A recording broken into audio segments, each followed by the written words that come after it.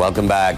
कल अमरीकी veterans day मना रहे हैं। अमरीकी तारीख की तमाम जंगों में खिदमत सर अंजाम दे चुकने वाले फौजियों की याद मनाने और उन्हें खिराज तहसीन पेश करने के लिए वक्फ किए जाने वाले इस दिन हर साल कौमी तातील होती है। ये दिन पहली जंग अजीम के अख्ताम के बाद से मनाया जा रहा है। इस साल ये दिन एक ऐसे मौके पर आया है जब इराक से अमरीकी लड़ाका फौज के मुकम्मल इनखला के लिए मुकर्रर करदा वक्त में 2 माह से भी कम का अरसा रह गया है और तकरीबन 1 लाख अमरीकी फौजी अभी भी अफगानिस्तान में मौजूद हैं। प्रोग्राम की अगली रिपोर्ट में आयशा खालिद बता रही हैं कि लॉस एंजलिस के करीब वाक़े एक कम्युनिटी कॉलेज में ज़ेर तालीम साबिक फौजी अमेरिका की बैरून मुल्क फौजी मौजूदगी के बारे में क्या कहते हैं।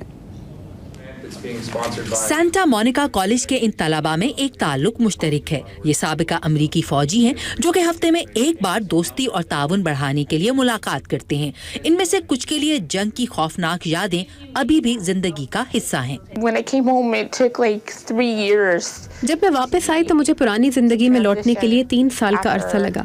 इस अरसे में मुझे अपनी शनाख्त खो जाने का तकलीफ दे एहसास होता है क्योंकि हमें नॉर्मल जिंदगी की जानिब लौटने और जहनी दबाव से निमटने के लिए कोई तरबियत नहीं दी गई थी।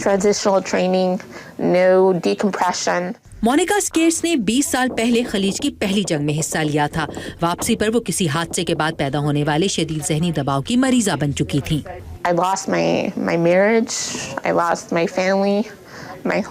मोनिका ने अपनी तालीम का सिलसिला हाल ही में फिर से शुरू किया है। इनके साथ ही साबिका फौजी डैनियल एंडरसन इराक और अफगानिस्तान दोनों जंगों में हिस्सा ले चुके हैं। इनकी फौज में शमूलियत की वजह इनकी कॉलेज में गैर तसल्ली बख्श कारकर्दगी थी। अफगानिस्तान में खिदमत सर अंजाम दे चुकने वाले एक और साबिका फौजी क्रिस्टोफर बेलिंघम की फौज में शमूलियत की वजह कॉलेज के अखराजात पूरे करना था।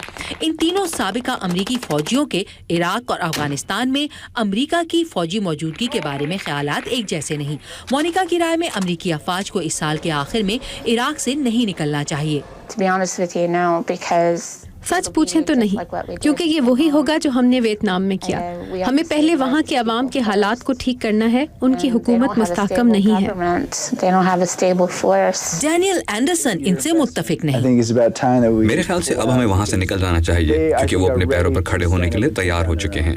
डैनियल के मुताबिक इन्हें जानी या माली नुकसान के मुकाबले में जो इराक जंग से हुआ, जंग के नफा बख्श होने का यकीन नहीं। मुझे सद्दाम के इक़्तिदार के खात्मे की खुशी है और करप्शन भी बहुत ज्यादा है, लेकिन ये एक तरह की दलदल है। मेरे ख्याल में इराक की जंग जमीनी लड़ाई से ज्यादा सियासत और हिकमत अमली से मुताल्लिक जंग थी। क्रिस्टोफर बेलिंघम कहते हैं कि अमेरिका को अफगानिस्तान से भी निकल जाना चाहिए। अब इसका कोई मकसद बाकी नहीं रहा। हमने उनकी मईशत में इस कदर पैसा लगाया है कि अब हम उनकी आमदनी का वाहिद जरिया बन चुके हैं। हम जब भी यहाँ से निकलें वो उस इख्तिसादी इस्तेहकाम की सतह पर नहीं पहुँच पाएंगे जिस पर हमने उन्हें पहुँचाया है। ताहम डैनियल एंडरसन के मुताबिक अफगान अवाम को तालिबान के खिलाफ अमेरिका की मदद की जरूरत है। मेरी राय में अवाम इस खतरनाक तंजीम के हाथों बहुत परेशान है और इसके खिलाफ लड़ना चाहिए। ये तीनों साबिका फौजी कहते हैं कि अमरीकियों को मुकम्मल तौर पर इराक और अफगानिस्तान में अपनी अफवाज की मौजूदगी के मकासद की समझ नहीं। इसके लिए वो कुछ हद तक अमरीकी मीडिया को भी इल्जाम देते हैं। ये बड़बड़ करने वाले टीवी एंकर्स हकाइक से ज्यादा आराम खो जाते हैं। इन साबिका फौजियों के फौज में तजुर्बात इनके मुस्तकबिल के मंसूबों के खदोखाल को उभार रहे हैं। मोनिका और क्रिस्टोफर ऐसे शोबों को अपनाना चाहते हैं जिनसे दूसरे साबिका फौजियों को भी फायदा हो। डैनियल अपने तजुर्बात को दूसरों तक पहुंचाने के लिए एक स्क्रीन राइटर बनना चाहते हैं। एलिज़ाबेथ ली के साथ आयशा खालिद, उर्दू VOA। अमेरिका की रियासत मैसाचुसेट्स में एक छोटी सी मकामी कम्युनिटी ने आलमी सतह पर माशी बहरान के मनफी असरात से बचने और मकामी मईशत को रवां रखने के लिए एक अनोखा तरीका अपनाया है और वो है इस रियासत की बर्कशायर काउंटी में खरीद और फरोख्त के लिए कौमी करेंसी डॉलर के बजाय काउंटी की अपनी करेंसी बर्कशायर का इस्तेमाल। यहाँ रहने वाले लोगों का कहना है कि मकामी करेंसी से उन्हें चीज़ें रियायती निर्खों पर मिलती हैं।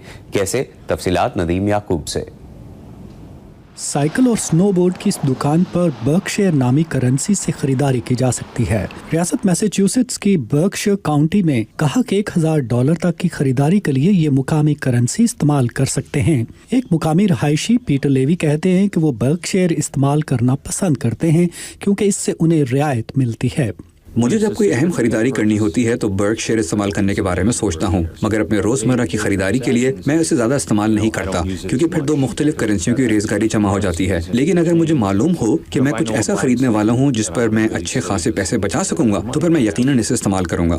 پیٹر کہتے ہیں کہ پچھلے کچھ سالوں میں مقامی کمیونٹی کی مدد کی وجہ سے اس دکان کا کاروبار اچھا ہوا ہے. دکان کے مالک اسٹیفان روت کہتے ہیں کہ برک شیئر یا ڈالر قبول کرنے میں کوئی فرق نہیں. برک شیئر کی وجہ سے وہ اپنے آپ کو کمیونٹی کے زیادہ قریب محسوس کرتے ہیں. اگر کوئی یہاں برک شیئر خرچ کرنے آتا ہے تو وہ کوئی ایسا شخص ہوگا جو ہماری کمیونٹی کو جانتا ہے اور اس کی مدد کرنا چاہتا ہے. تو ظاہر ہے کرنسی کے معمول سے مختلف ہونے کی وجہ سے گفتگو شروع ہو جاتی ہے. علاقے میں تقریباً 400 دکانیں یہ کرنسی قبول کرتی ہیں. سن 2006 میں آغاز کے بعد سے اب تقریباً 30 لاکھ برک شیئرز اس وقت زیر گردش ہیں اور 5 بینک بیرونی کرنسی کی طرح برک شیئر کا بھی تبادلہ کرتے ہیں. بینک کے ایک افسر بتاتے ہیں کہ رعایت بہت سے صارفین کے لیے ایک ترغیب ہے. اگر وہ $95 تبدیل کرتے ہیں تو ہم انہیں 100 برک شیئر دیتے ہیں. اس طرح ٹیکس برابر ہو جاتا ہے. تو شہر میں خریداروں کے لیے یہ ایک اچھی رعایت ہے. نک کیچر اس کرنسی کے حامی ادارے نیو اکنامک انسٹیٹیوٹ سے وابستہ ہیں. اس کرنسی کے پیچھے نظریہ یہ ہے کہ اگر آپ لوگوں کو مقامی سطح پر خریداری کرنے کی حوصلہ افزائی کریں بجائے اس کے کہ وہ بڑے بڑے سٹورز یا انٹرنیٹ کے ذریعے خرید و فروخت کریں تو اس سے مقامی معیشت اور کمیونٹی کو فائدہ پہنچے گا. برک شیئر کا منصوبہ ابھی ابتدائی مراحل میں ہے مگر نک کہتے ہیں کہ لوگوں کی گھروں کے قریب کاروبار کرنے کے لیے حوصلہ افزائی سے عالمی معیشت میں بحران کی صورت میں مقامی کمیونٹیز محفوظ رہ سکتی ہیں. صالح حنفی کے ساتھ ندیم یعقوب، اردو VOA. اور اب کھیل. ٹیبل ٹینس جسے پنگ پونگ بھی کہا جاتا ہے، اس کا آغاز 100 سال پہلے برطانیہ میں ہوا. آج یہ کھیل دنیا بھر میں کھیلا جا رہا ہے. اگرچہ امریکہ میں برسوں تک ٹیبل ٹینس زیادہ مقبول نہیں تھا لیکن اب یہ نیو یارک کے کلبز اور ریسٹورنٹس میں بھی مقبول ہو رہا ہے. تفصیلات نیلوفر مغل کی اس رپورٹ میں. رے پراکٹر تقریباً روزانہ مینہٹن کے اس پارک میں ٹیبل ٹینس کھیلتے ہیں. وہ کہتے ہیں کہ یہ وقت گزارنے کا اچھا اور سستا مشغلہ ہے. بنیادی طور پر نیو یارک جیسے مہنگے شہر میں کسی چیز کا مفت ملنا اچھا احساس ہے. یہاں پر آنا، پارک میں کھیلنا اور بہت زیادہ رقم خرچ کیے بغیر چیزوں سے لطف اندوز ہونا اچھا ہے. پراکٹر حال ہی میں نیو یارک منتقل ہوئے ہیں. ٹیبل ٹینس کی وجہ سے جہاں انہیں نئے دوست ملے وہیں مشکل حالات کا سامنا کرنے میں بھی مدد ملی. مجھے اور میری بیوی کو کچھ مشکل مالی حالات کا سامنا ہے. ایسے میں اس قسم کی دلچسپی روزمرہ زندگی کی مشکلات سے دھیان ہٹانے میں مددگار ثابت ہوتی ہے. یہ پارک ان بہت سے مقامات میں سے ایک ہے جہاں نیو یارک کے شہری اکٹھے ہو کر کھیلتے ہیں. وہ کلبوں میں بھی کھیلتے ہیں جہاں امریکہ کے بعض بہترین کھلاڑی بھی ٹینس مقابلوں میں حصہ لینے کے لیے اکٹھے ہوتے ہیں. فرانک راہرینوسی ایسے ہی ایک کلب کے مالک ہیں.